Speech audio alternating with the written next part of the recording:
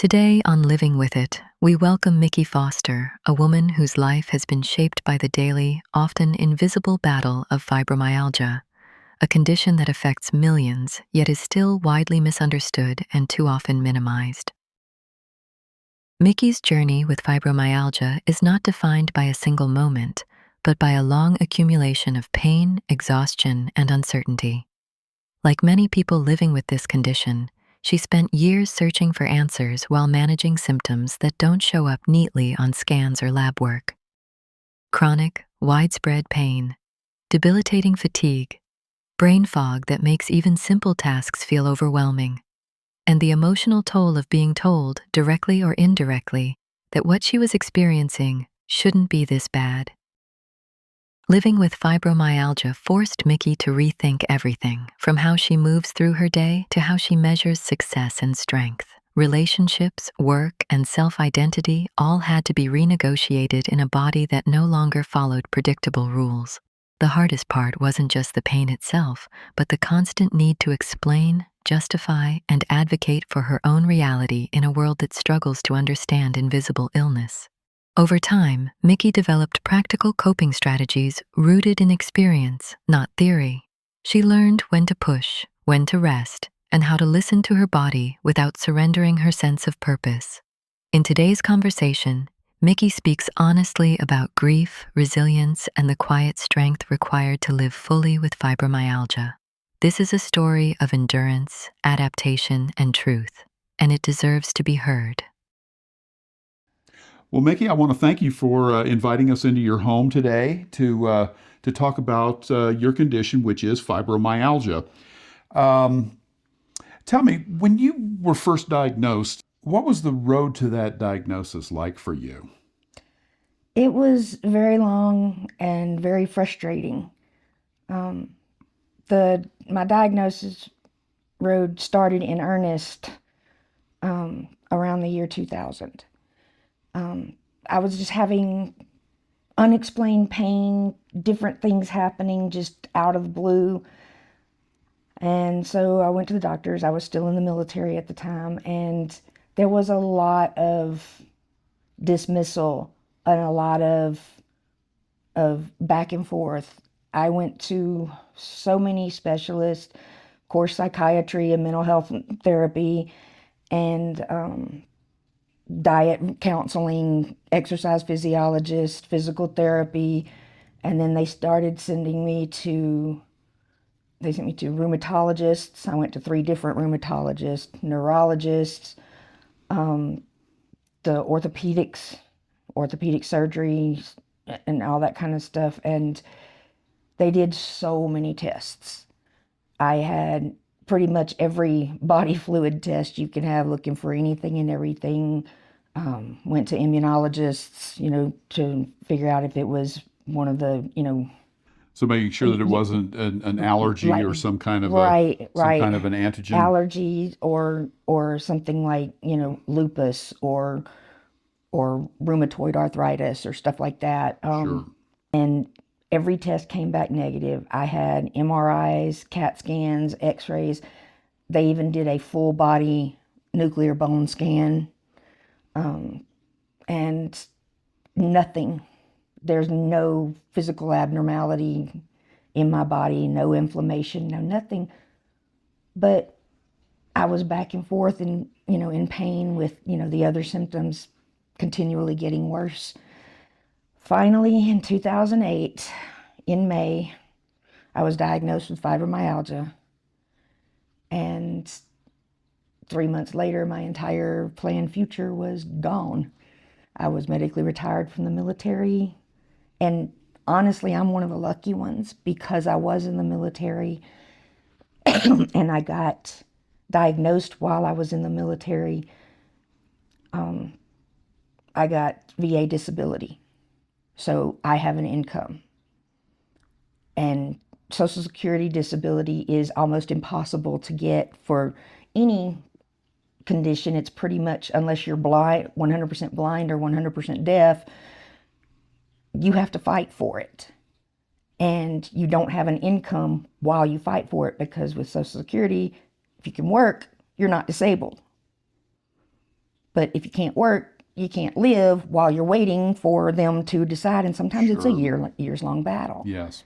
But I was able to get the VA disability, and my original rating was 80%, but they declared me unemployable. So I get paid at the 100% rate. Okay. So I'm honestly one of the lucky ones. Right. So, well, that's one of the bad things about fibromyalgia is that it has no identifiable organic cause. right. So therefore it's something that they can say, well, how do we know that you have that? Well, what a lot of people don't realize about pain in particular is that pain is always subjective. Right. It's not what you see, it's what you feel. Right. And it doesn't matter. Somebody can go to medical school, they can go to 4 years of college, 4 years of medical school, 5 years of residency. They cannot tell you how you feel. Right. They can tell you everything else about you, but they can't tell you how you feel. Right. Okay. How does fibromyalgia affect your day-to-day life in ways most people just don't understand? I live in a constant state of unpredictability. Over the years, my pain and my symptoms have increased to the point where my normal steady state pain level is around a 6 on the 1 to 10 pain scale. That's what I feel right now. That's what I live with every day. But there are times when just out of the blue, for no reason whatsoever, between one step and the next, I could all of a sudden be in 10 plus pain. Never know when it's going to come. There's no markers. There's no way to know So you when don't it's have going to happen. you don't have a prodrome or anything like that that's saying, hey, there's something coming. Right, Okay. right. And even activity, sometimes I can like take my grandson to the park, play with them, just do regular normal stuff that most 56-year-old people can easily do, and I'll be fine. There won't be a flare. But the next time we go, I might last 5 minutes, and then all of a sudden, boom, I've got to go home or I'm not going to make it home. And you just have no idea when this is going to happen. No, because like I said, it's so unpredictable. Sometimes activities will bring on a flare, sometimes they don't. Most of the time, the flares just come when I can be just sitting in my chair watching a TV show and crocheting. Not, normal pain level, nothing screaming at me or anything. And all of a sudden, it feels like little imps are running around in my body, grabbing the nerve bundles and the muscle bundles and yanking them. What symptoms are the most difficult for you to personally manage and why? The fog. I was admin in the military. I was very good at it. I worked for colonels and generals, and they relied on me to keep their schedules straight, to make sure they had the right paperwork, make sure they were in the place they needed to be, to gatekeep their time, and to deal with all of the day-to-day things in the office so they could be free for their busy schedules to go to the meetings and stuff they needed to. And I could, multitask and keep multiple things going all at the same time. I can't do that anymore. Right. I can certainly see where it would be troublesome not being able to organize Right. your thoughts. I was by name requested by commanders and, things like that to work for them or to work with them on special projects and stuff. And now sometimes I can't even remember to pick up the crochet hook the right way. Right. Sometimes I can't tie my shoes. It takes me 4 or 5 tries to tie my own shoes because my brain is just not thinking properly. That's one of the hardest things for me. The constant fatigue. I mean, no matter, some nights I may sleep what feels like fairly deeply for several hours, but I'm still just exhausted. So it's deep sleep, but it's not restorative sleep. Right. And that's one of those things that's typical of this condition. Right. And the unpredictability, though, is the worst thing for me. I want to know, okay, I can make these plans, but then all of a sudden I may be getting dressed to go, like out to dinner with a friend or something like that. And all of a sudden I just can't walk. I can barely walk through the house anymore. I can't do it. Right. And I have to cancel. And so it's just the unpredictability. I can't plan around anything. So what kind of coping strategies have actually helped with function? Acceptance is one thing.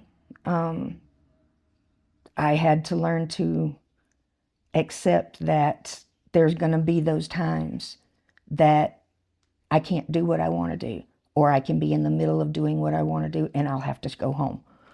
Right. My life is just not what it was. So would you say that you went through the 5 stages of grief with this, denial, bargaining, and then finally got to acceptance? So you went through the anger and all of that.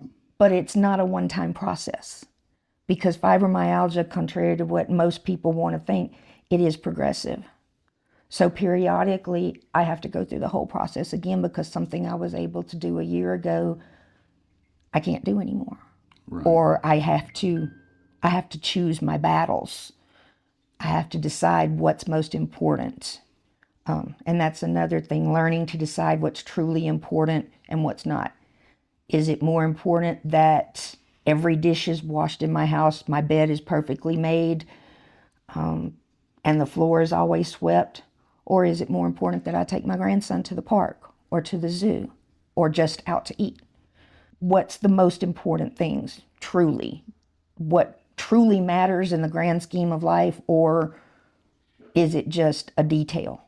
That's learning how to prioritize what's truly important and what isn't. I don't have to have full makeup and my hair, curled and styled before I walk out the door, or even, there's days I stay in my pajamas all day. Right. Those things take a back seat. When I have to Absolutely. when I have to go out shopping, I throw my hair in a ponytail. My face is clean. I brush my teeth, and I put on clean clothes, usually sweats and a t-shirt. I don't have to be dressed socially acceptably. Right. Because that's one of the things that's not as important as people want to make it sound like. Sure. Yeah, it's whatever you can do Right. minimally to get by Right. is what's important. Pacing is also another big thing I had to learn. I can't do marathon cleaning. I can't even, wash dishes all at once, because I can't stand up for more than 15 to 20 minutes at a time without the Right. pain increasing. So I wash a few dishes. When it starts hurting, I come sit down for at minimum 10 minutes, sometimes longer. Then I get up and I go back and I do some more. Same thing with dusting my shelves. I can't just stand there and dust everything all at once. Right. I had to learn to pace. I have to learn to ask for help, because I never asked for help before. I would just do what needed to be done.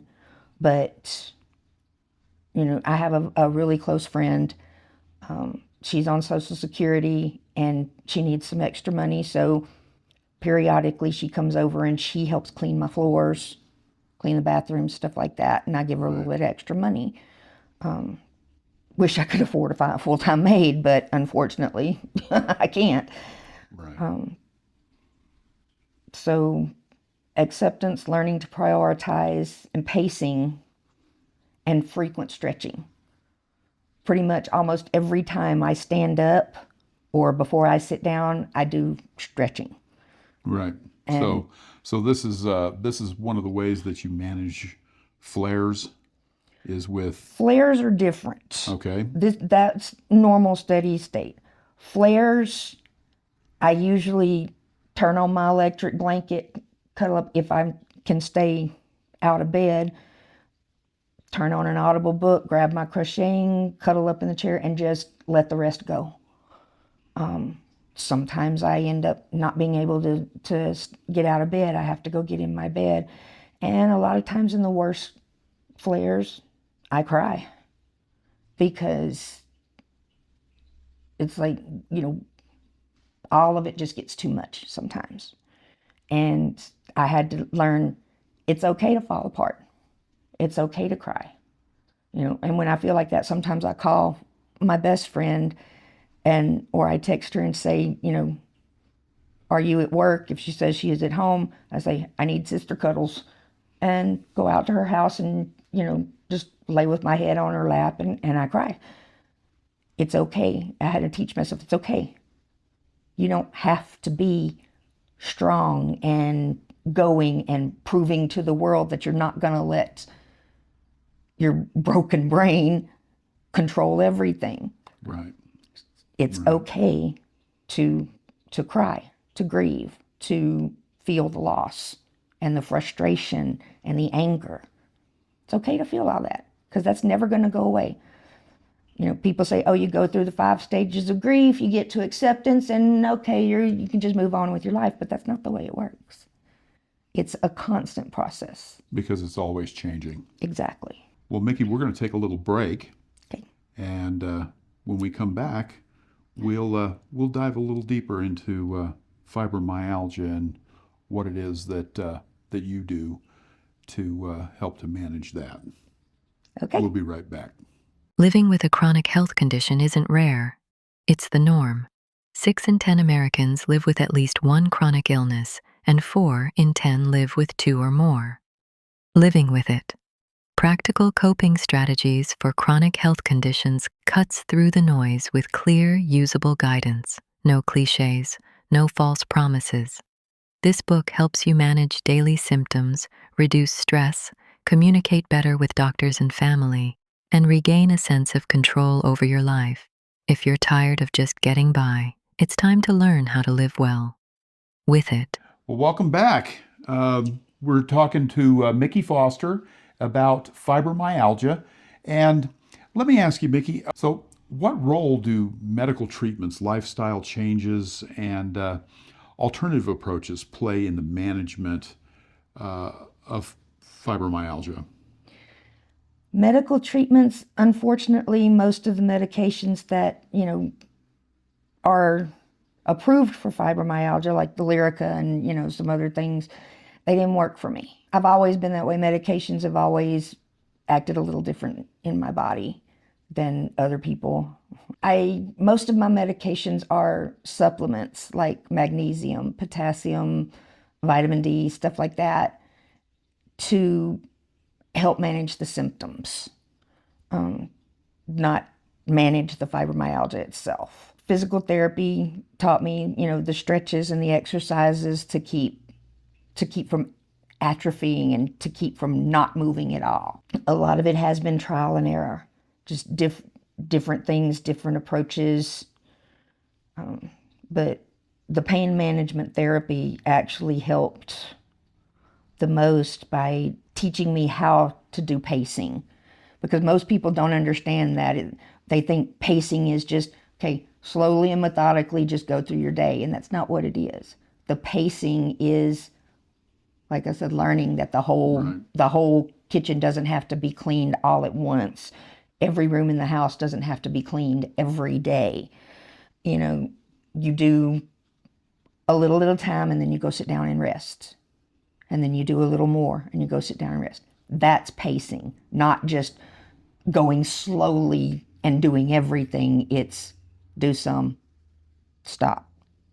It taught me how to listen to my body more, because a lot of times things will start happening in my, I feel like I've injured myself or I'm getting sick, but I'm not.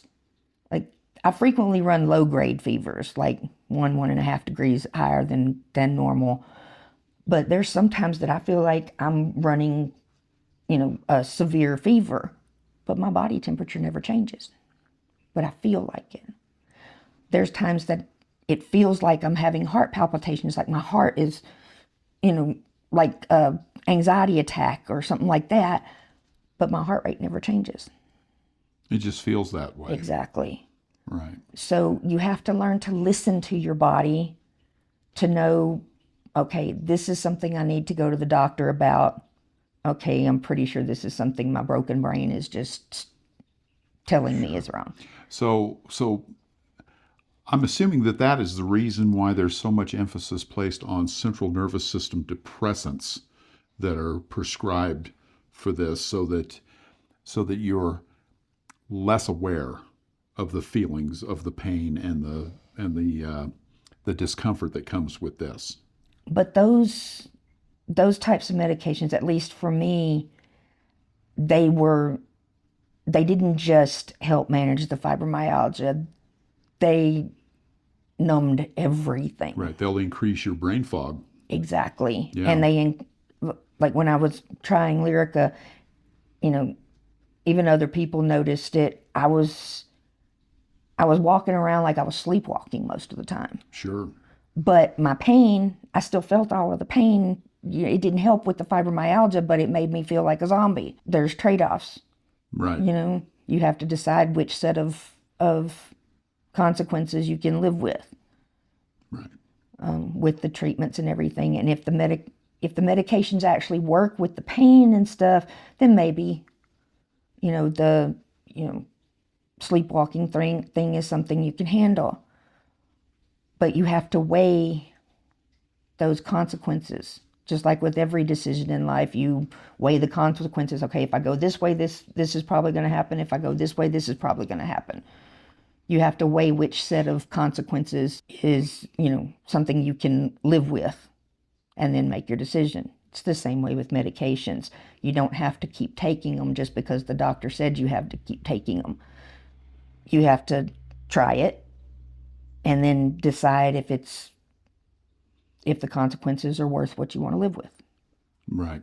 Have you found anything that works to any great degree? Not medication wise. Like I said, therapy wise, like the pain management, the pacing, the recognizing what's going on, just listening to my body has helped more than any of the medications ever did. Right. One of the things that a lot of people have said helps to some degree is heat. Warm showers, warm baths. You were talking earlier about curling up under your electric blanket. Mm-hmm. Do you find that your symptoms are worse in the wintertime than they are in the summer? No, they get worse during barometric changes before storms and stuff, but doesn't matter if it's a summer thunderstorm or a winter snowstorm. My environment has very little to do with whether I'm going to flare or not. You mentioned hot showers and baths. The fatigue and the brain fog get worse after I shower. Don't know why, because the hot water feels good if you're just aching and in pain stuff, but I usually have to lay down in my bed for anywhere from 5 to 10 minutes after I take a shower, every time. Doesn't matter how cool or how hot, for some reason. And I've known a lot of people that have fibromyalgia that say, bathing is one of the hardest things. Nobody knows why it does that. But yeah, heating pads, stuff like that can help, but it doesn't really help stop the pain, but it helps. When I go into a flare, a lot of times it feels like my muscles get sore and they tighten up. So the heat helps keep them more relaxed so that the flare sometimes doesn't last as long, because I'm not having the added pain of tight, overused muscles to what my brain is telling me is there. How would you say that having fibromyalgia has affected your relationships?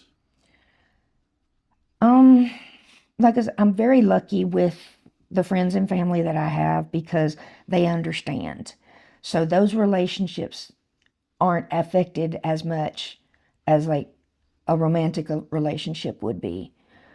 That is simply impossible for me for a couple of main reasons. One, it takes every single bit of energy that I have every single minute of every single day just to keep myself moving. I don't have any to spare for anybody else on a full-time basis like a relationship would require. And to be blunt, I can't be touched. So the physical part of a relationship, a romantic relationship, that's impossible for Just me. wouldn't happen. It hasn't happened Right. in many, many years. And so I don't date. I don't do those types of relationships because I simply cannot give the relationship what it would need to survive. What about your sense of identity? Has it affected that? I shouldn't say has it affected it, but to what degree has it affected it? It fundamentally changed my sense of self. I feel useless. I have ever since, I was medically retired from the military. Everything I had planned for my life was now no longer on the table. Everything I had accomplished basically was wiped out. I didn't have anything to ground me into this is what I'm here for. I'm helping people. I'm doing this. So I had to totally and completely rethink the necessity of me being here. Everybody needs that sense that somebody needs them, that they're doing something that matters.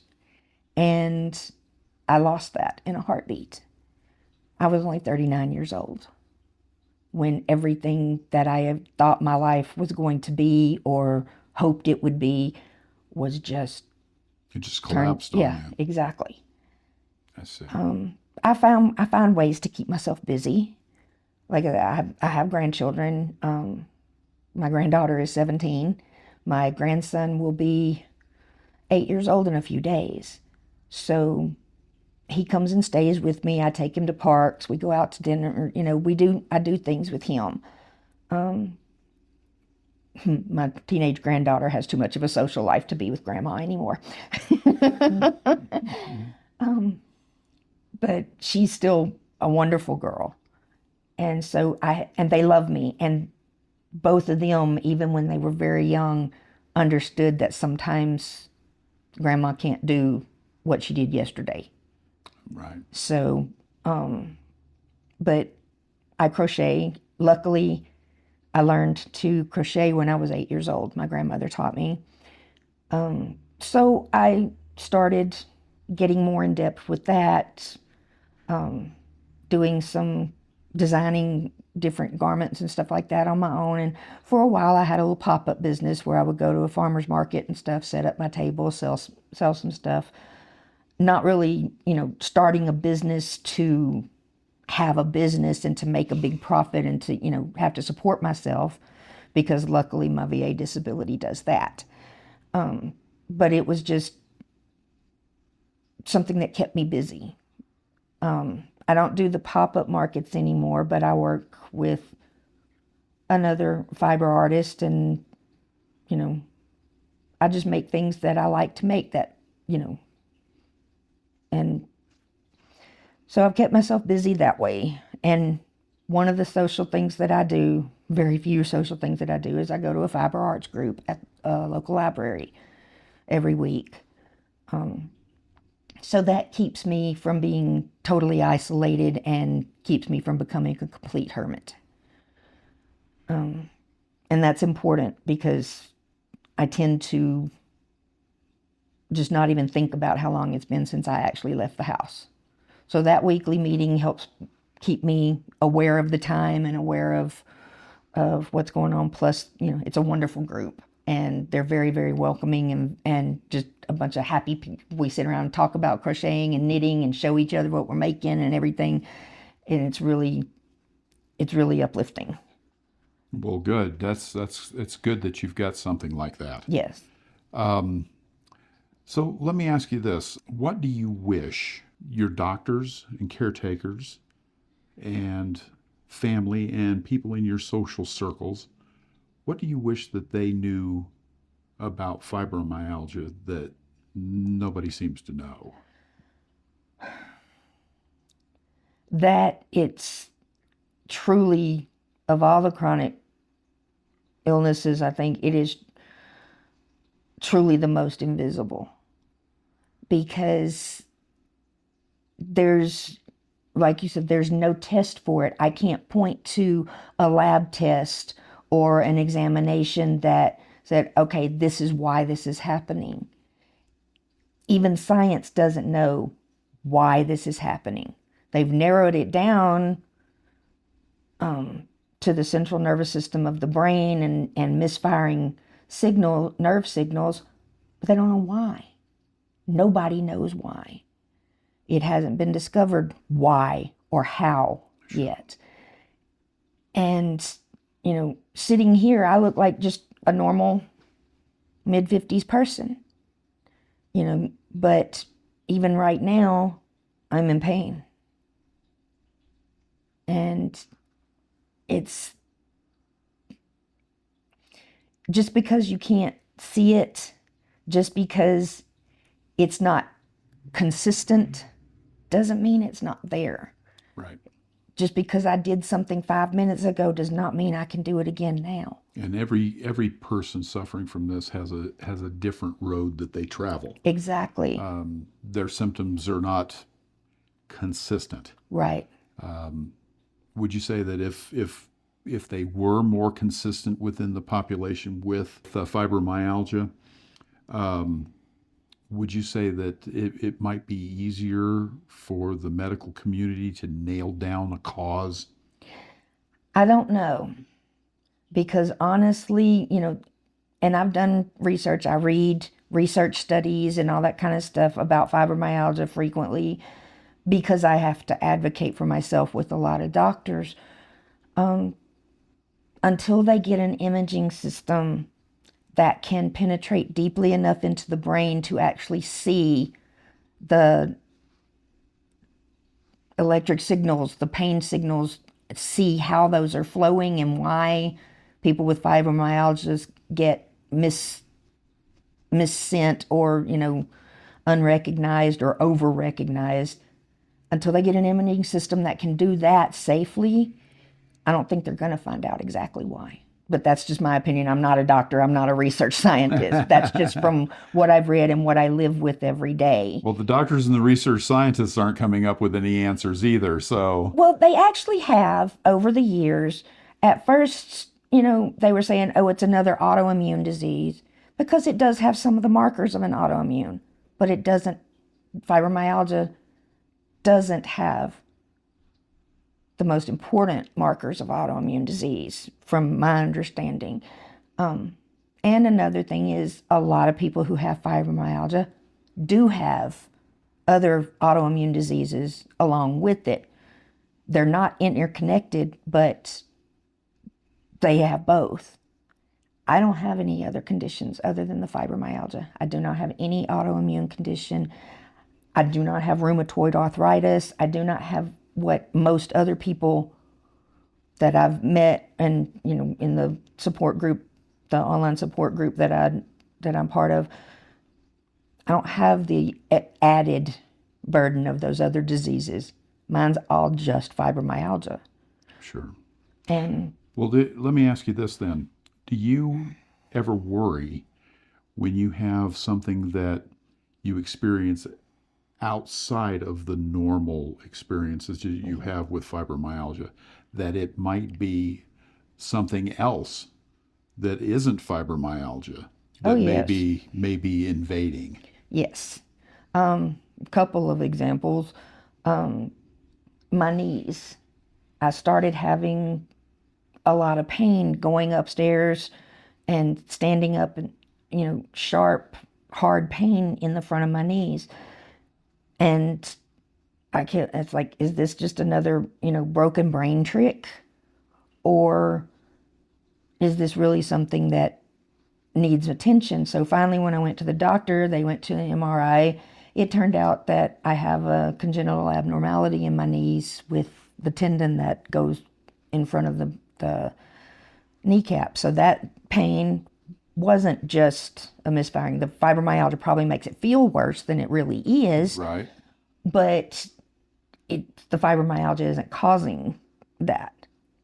Another thing is I talked to my doctor and I have a full neurological exam periodically. My mother died from Alzheimer's. And with the fibrofog, how am I supposed to know if it's If it's actually that. Sure. some form of dementia or something going wrong with my brain, or if it's just from the fibromyalgia? Right. So I had a neurological workup, the first one in 2001. I had another one last year just to measure it so that we can keep up with, what's going on with me, to know if it's something else that needs to be addressed. Sure.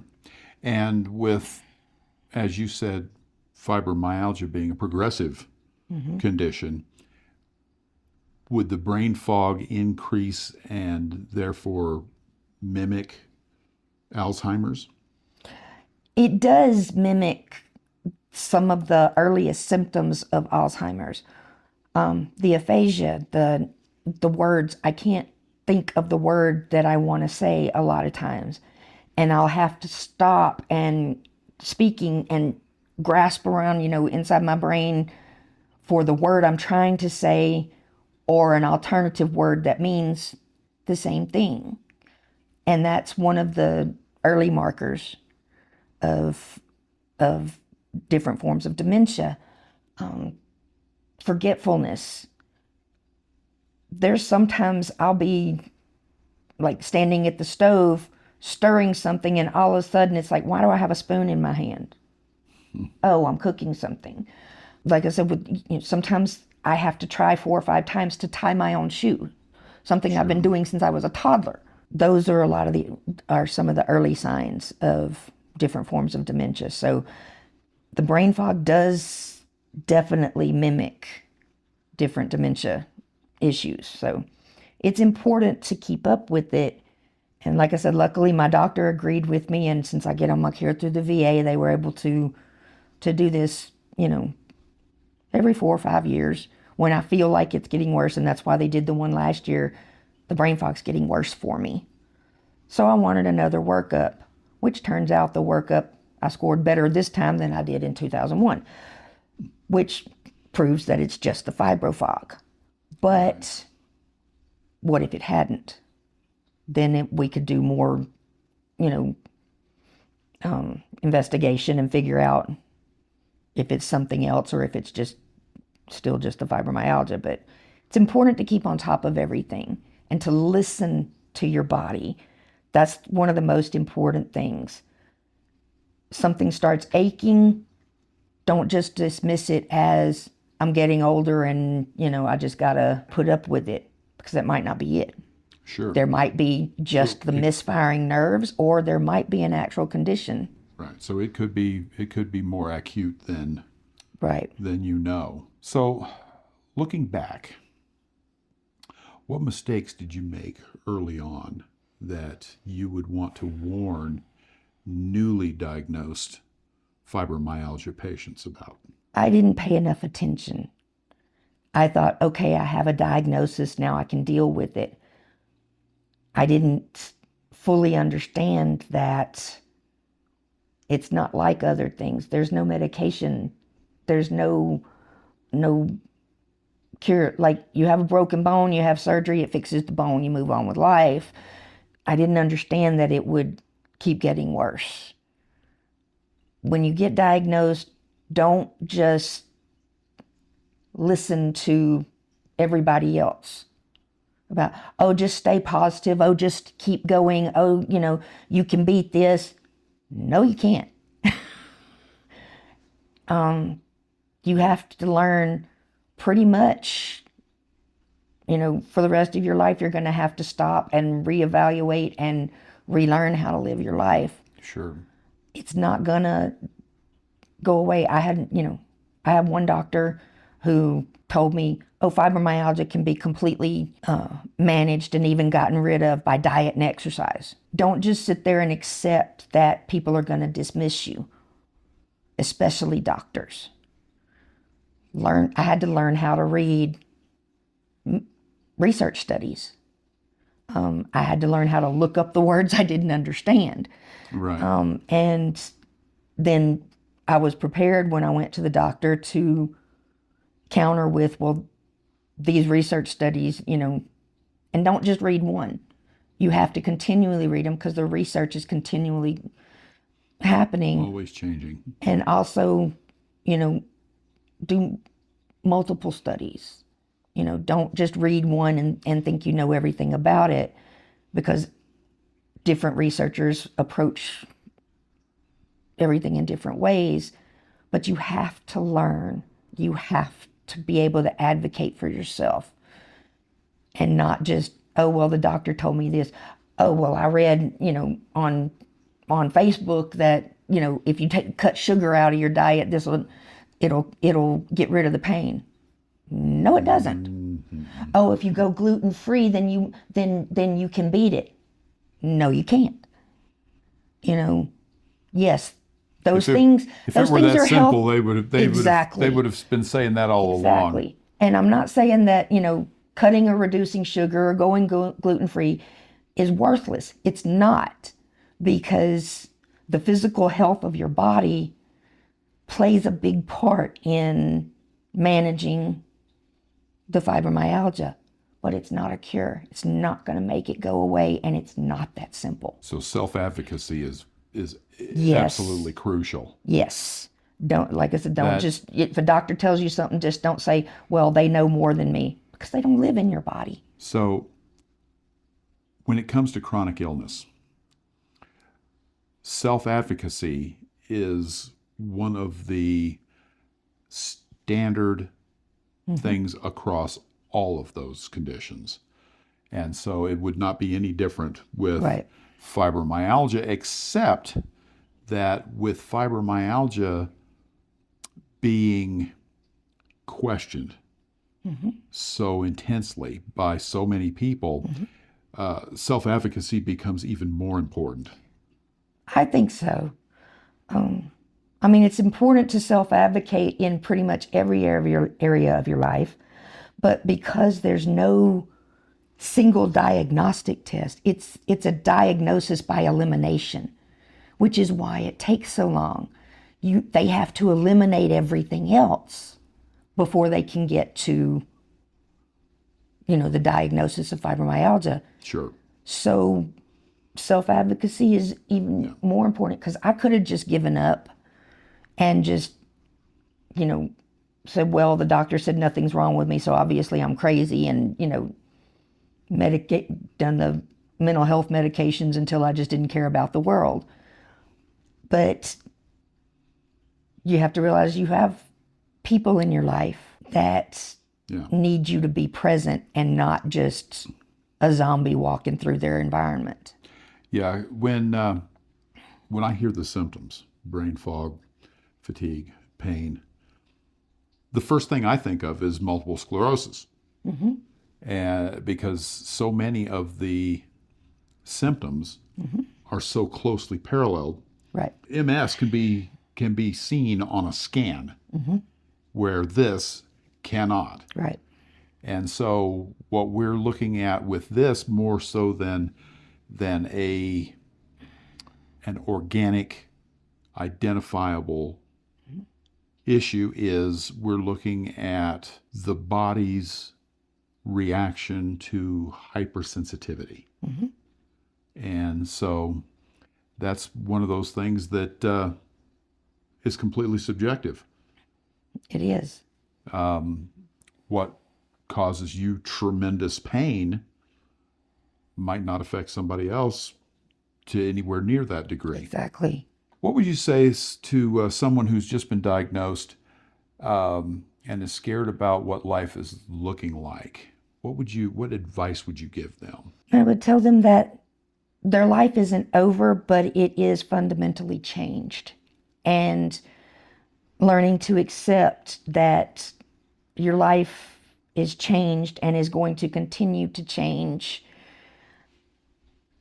is one of the most important things, because you have to keep going. There are people in your life who want you to be there, but you cannot keep going the way you were before. You can't ignore this.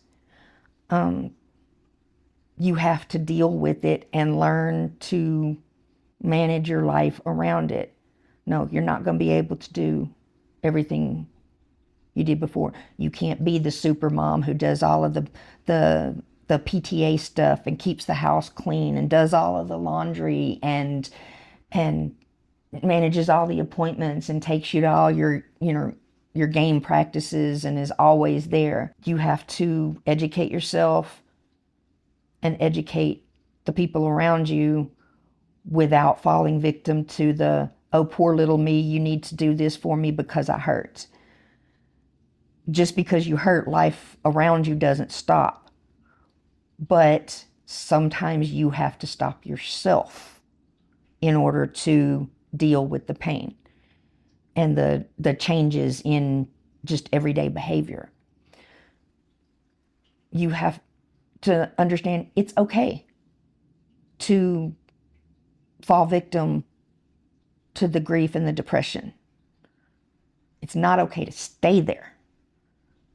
You cry, you punch pillows,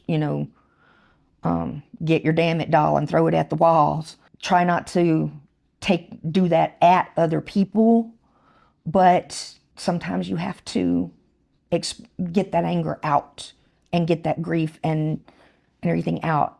Curl up in bed and cry, for an hour or a night, whatever it takes. But then you get up and you keep going. Whatever helps you to cope. Right. Breaking down it's not a failure. Staying in the breakdown is the failure. So, well, very good. Yeah, do what you have to do to manage it. Right. Well, someone once told me, they said, and they were speaking of MS, but it would apply also to fibromyalgia, is that it's not a death sentence.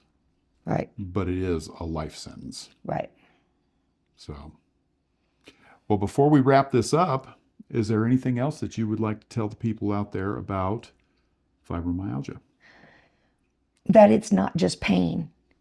You don't just feel pain or, forget words or forget appointments or have to, rest periodically. That's not all there is to it. There's so much more.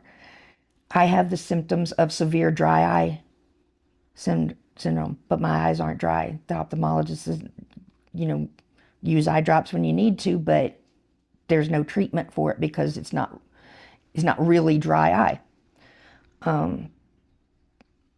Don't just, ignore other things. I'm incontinent. That's a big part of something that is very frustrating. I don't dare leave the house without wearing protection because there's nothing wrong with my bladder or my bowels. There's nothing wrong with the muscles around them, so no amount of Kegel exercises can help.